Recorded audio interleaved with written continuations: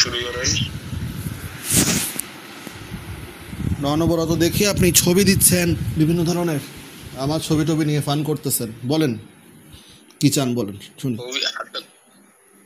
আপনার সাথে ফোন করছি।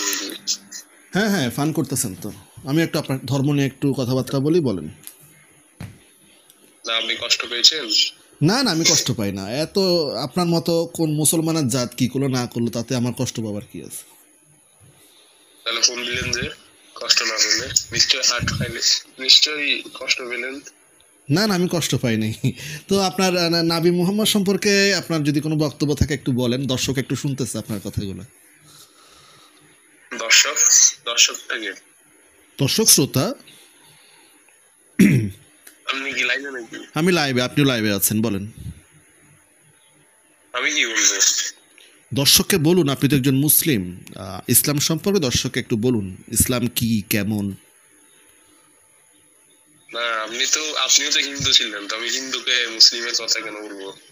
আপনার মাও তো নাকি বলে হিন্দু ছিল, এবং হিন্দু হওয়ার পর নাকি আপনার বাবার সাথে ধরা খাওয়ার পর নাকি মুসলিম হয়েছে, এটা সত্য কথা?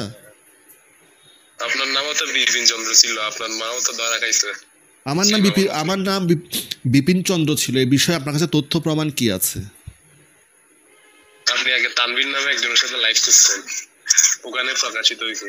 আমাকে তথ্য প্রমাণটা একটু দেন যে এই লোকটা বিপিন চন্দ্র, এর ভোটার আইডি কার্ড অথবা এর জন্ম নিবন্ধন বা এর কোনো আইডি কার্ডটা আপনার কাছে আছে, সেটা দেখিয়ে আপনি বলছেন।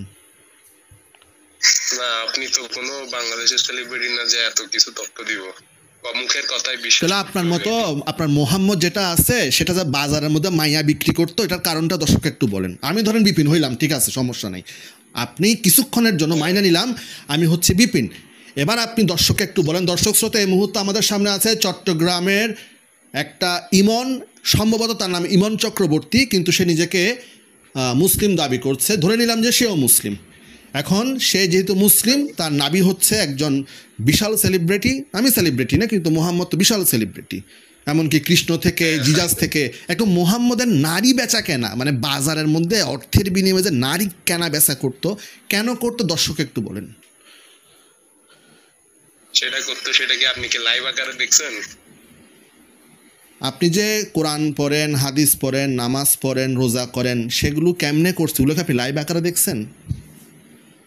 না, আপনি যে কথাগুলো বলছেন সেগুলো কি আপনি লাইভে দেখছেন? তখন কি আপনার বাপেরও জন্ম হয়েছিল? তাহলে আপনার বাপের জন্ম হয়েছিল যে আপনি বলতেছেন লাইভে দেখছেন আমার কথা? আমি তো কিছু বলছি না, সব কথা আপনি আরো বলছেন। আপনি বলেন আমাকে, এই যে মোহাম্মদ নামক এই চরম বেয়াদব জানোয়ার, এই জানোয়ার নবীটা পালাইছে।